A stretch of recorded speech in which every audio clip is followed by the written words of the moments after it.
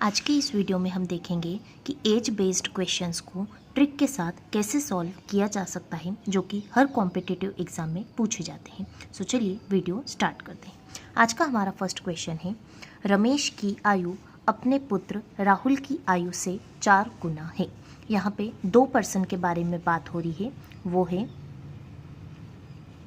रमेश और उसका पुत्र राहुल। ठीक है, ऐसा दे रखा है कि रमेश की आयु अपने पुत्र राहुल की आयु से 4 गुना है। अगर राहुल की आयु 1 है तो रमेश की आयु कितनी होगी? 4, मतलब 4:1 का रेशियो दे रखा है। ये है इनकी प्रेजेंट एज। ठीक है, अब वो बोल रहा है 5 वर्ष पूर्व। 5 वर्ष पूर्व मतलब 5 वर्ष पहले। तो अगर पहले की बात करेंगे तो हम ऊपर जाएंगे, और अगर बाद की बात करेंगे तो हम नीचे आएंगे। कितने वर्ष पूर्व? 5 वर्ष पूर्व। तो यहाँ पे हम 5 लिख देते हैं। 5 वर्ष पूर्व रमेश की आयु राहुल से 9 गुना थी। मतलब राहुल की आयु अगर 1 वर्ष थी तो रमेश की आयु 9 गुना थी, मतलब 9 वर्ष थी। तो हमें रमेश की वर्तमान आयु फाइंड आउट करना है, मतलब ये फाइंड आउट करना है। तो ट्रिक ये है कि सबसे पहले जो नीचे रेशियो दिए हुए हैं उनका हम डिफरेंस मतलब अंतर निकाल लेंगे। तो 4 में से जब हम 1 माइनस करेंगे तो हमें मिलेगा 3। ठीक है, और इसके डिनोमिनेटर में हमें करना ये है कि सबसे पहले हमें क्रॉस मल्टीप्लाई करना है दोनों रेशियो का। जैसे 9 का 1 में मल्टीप्लाई करते हैं तो हमें मिलेगा 9, उसी प्रकार से 4 का 1 में मल्टीप्लाई करते हैं तो हमें मिलेगा 4। तो दोनों का क्रॉस मल्टीप्लाई करके हमें सब्ट्रैक्ट करना है। तो 9 में से जब हम 4 को सब्ट्रैक्ट करेंगे तो हमें मिलेगा 5। उसी 5 को हम डिनोमिनेटर में लिख देंगे। मैं एक और बार रिपीट करती हूँ, न्यूमिनेटर में हमें कहाँ से नंबर लाना है?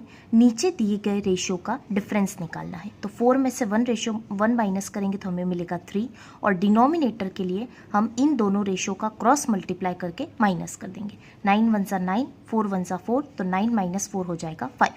अब इसका मल्टीप्लाई कर देंगे हम साइड वाले नंबर से। कितने वर्ष पूर्व की बात हुई है? 5 वर्ष पूर्व। तो यहाँ पे हम लिख देंगे 5। ठीक है, अब 5 से 5 कैंसिल हो जाएगा, तो ये कितना आ गया? 3। अब आप देखिए क्वेश्चन में क्या पूछा है हमें? रमेश की वर्तमान आयु पूछी है। तो रमेश की वर्तमान आयु का अनुपात कितना है? 4।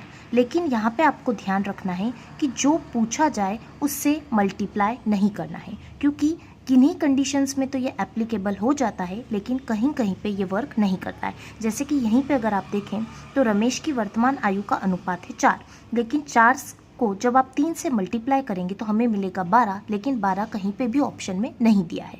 तो हमें करना ये है कि रमेश का जो दूसरा अनुपात है उससे हमें मल्टीप्लाई करना है। तो 9 का मल्टीप्लाई जब हम 3 से करेंगे तो हमें मिलेगा 27, और प्रेजेंट की बात पूछ रहे हैं, इसका मतलब है उसमें हम +5 कर देंगे, तो 27 + 5 हो जाएगा 32। इसका मतलब है इस क्वेश्चन का करेक्ट आंसर हो जाएगा ऑप्शन बी, 32 वर्ष। ठीक है, अगर आपको कोई डाउट हो तो दूसरे क्वेश्चन में वो सारे डाउट्स क्लियर हो जाएंगे। नेक्स्ट क्वेश्चन है हमारा, 8 वर्ष पूर्व विशाल की आयु शेखर की आयु से 4 गुनी थी। ठीक है, यहाँ पे अगेन 2 जनों की बात हो रही है, वो है विशाल और शेखर। ठीक है, तो ये हम मान लेते हैं कि ये इनका प्रेजेंट है, जो कि नहीं दिया हुआ है। तो वो बोल रहे हैं 8 वर्ष पूर्व। पूर्व है इसलिए हम ऊपर जाएंगे। तो 8 वर्ष पूर्व क्या रेशियो दे रखा है?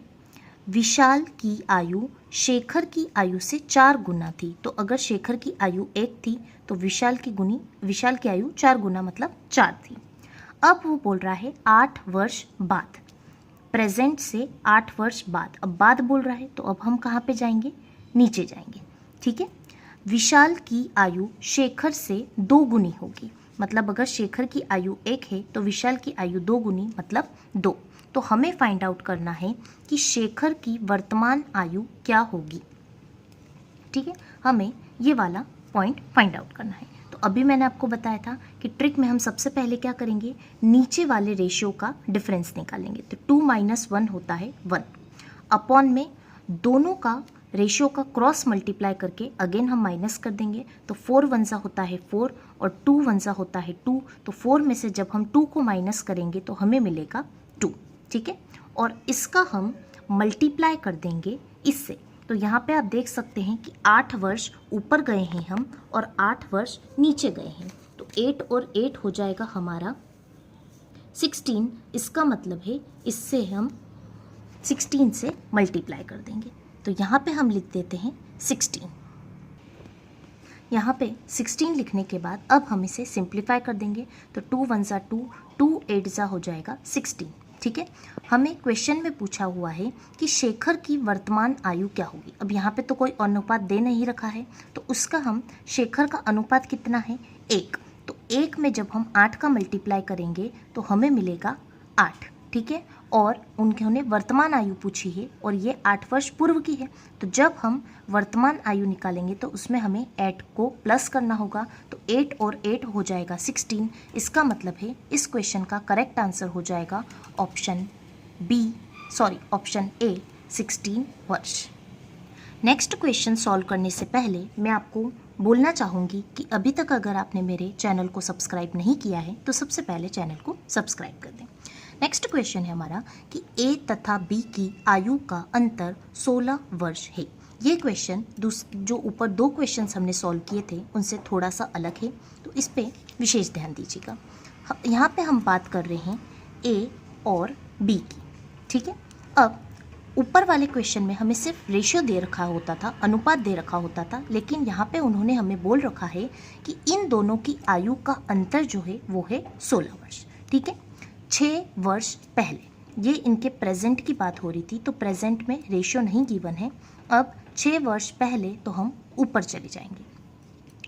ए की आयु बी की आयु से 3 गुना थी, मतलब अगर ये 1 है तो इसकी आयु थी 3।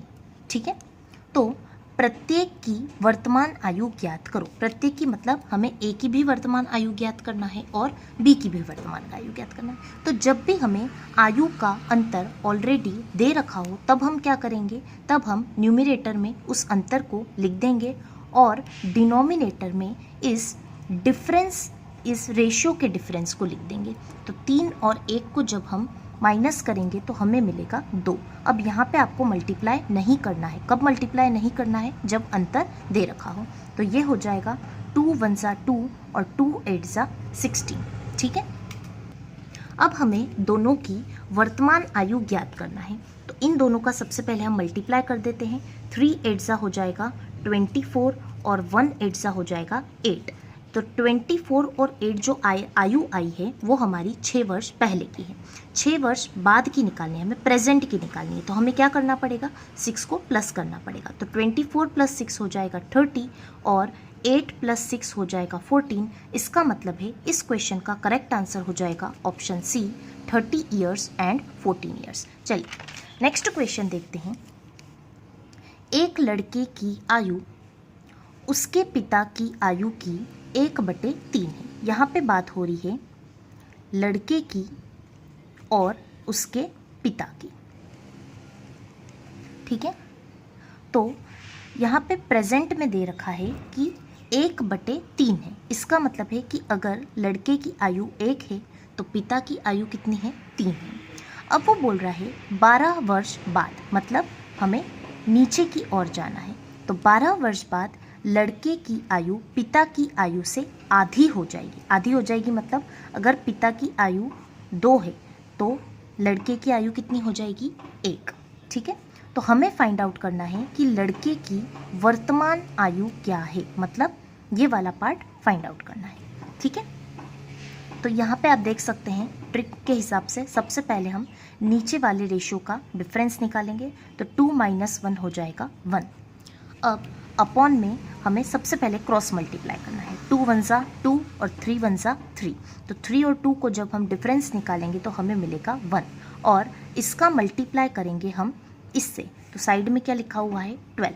ऑब्वियसली ये तो कितना हो जाएगा 12। ठीक है, अब हमें क्या निकालना है, लड़के की वर्तमान आयु निकालना है। अब यहाँ पे आप देख सकते हैं कि मैंने आपको पिछले क्वेश्चंस में मना किया था कि आपको जो पूछा जाए उससे आप डायरेक्ट मल्टीप्लाई नहीं करेंगे, लेकिन यहाँ पे आप देख सकते हैं कि थोड़ा सा क्वेश्चन डिफरेंट हो जाएगा। अगर हम प्रेजेंट वाले से मल्टीप्लाई न करके अगर 12 वर्ष बाद वाले से मल्टीप्लाई करते हैं तो 12 वंजा हो जाएगा 12, मतलब 12 वर्ष पूर्व उसकी 12 वर्ष बाद उसकी 12 आयु होगी। तो प्रेजेंट की निकालने के लिए मुझे -12 करना पड़ेगा। तो 12 में से जब मैं 12 माइनस करूँगी तो इस केस में लड़के की आयु 0 वर्ष हो जाएगी, जो कि पॉसिबल नहीं होगा। तो जहाँ पे ऐसे टाइप के क्वेश्चन अराइज हो कि जहाँ पे आयु 0 हो रही है, उसमें एक्सेप्शन होगा कि जहाँ जो पूछा जाए उसी से हम मल्टीप्लाई कर देंगे। तो प्रेजेंट एज पूछी है, प्रेजेंट एज का अनुपात है 1, तो यहाँ पे हम 1 का मल्टीप्लाई डायरेक्ट इस 12 से कर देंगे तो 12 एकम हो जाएगा 12 वर्ष। इसका मतलब है इस क्वेश्चन का आंसर हो जाएगा ऑप्शन सी 12 वर्ष। अगर वीडियो अच्छा लगा हो तो वीडियो पर लाइक और चैनल को सब्सक्राइब ज़रूर करें। Thank you.